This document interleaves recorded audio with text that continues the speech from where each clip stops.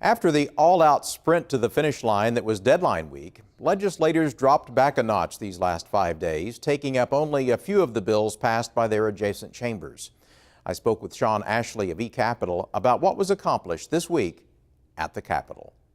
Shawn, it was a pretty quiet week at the Capitol. Oh, that's exactly right. After a couple of weeks where bills were clearing the floor in their House of Origin, this week there really wasn't much to be done in the legislature. A couple of committees did meet, did consider some legislation, but in the House and the Senate itself, I don't think there was a single vote cast.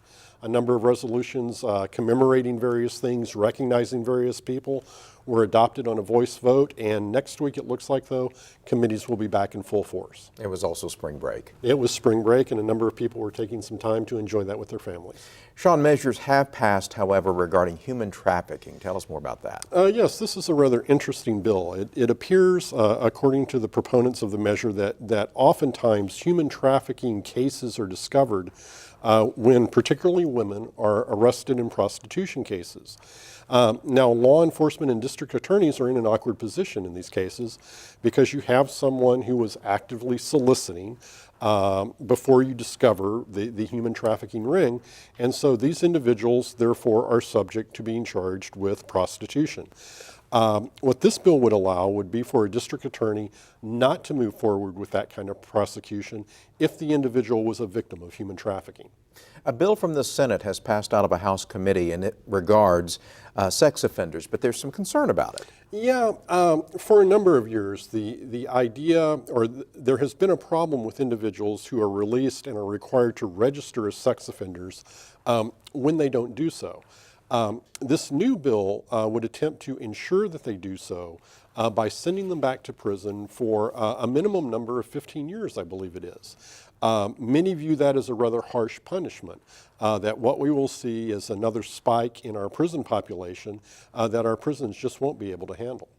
Federal officials have notified Insurance Commissioner John Doak of their intention to take over much of the state's health insurance plan and program. What's happening there? Well, it's rather interesting. Commissioner Doak has indicated that he really doesn't have the authority and to a certain extent the interest, because he is an opponent of the Federal Health Care Act, to enforce its provisions in the state of Oklahoma. Keep in mind, again, that he really doesn't have the authority to enforce federal law. So he indicated that to federal officials, and federal officials responded to Oklahoma as they did to a handful of other states. Well, if you're not going to regulate it, we are. The insurance industry is very concerned about this because now that puts them under two sets of regulators, the state of Oklahoma as well as the federal government. It's important to keep in mind that health insurance cannot be sold across state lines as far as Oklahoma is concerned.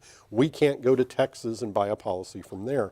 And therefore it's regulated locally. This is going to create quite a problem, it would appear, for the insurance providers as well as for the insurance department. Horse slaughter bills have advanced, but this is becoming an emotional issue. That's very true. A couple of weeks ago, we had a press conference where House Speaker T.W. Shannon pointed out that some of the politics, the name calling for lack of a better word, had become rather severe, and he was very much urging those who oppose the legislation not to go too far in their opposition.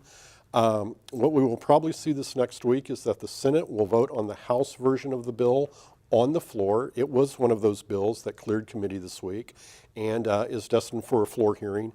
It seems very likely to win approval and then go to the governor's desk. Where else will the action be next week? Most of the work will be taking place in committees. We're at that point where House bills are being heard in Senate committees and Senate bills are being heard in House committees. We'll do that work for a week or so and then move back onto the floor to begin hearing bills on the House and Senate floor. Shawn Ashley from eCapitol, thank you. You're very welcome.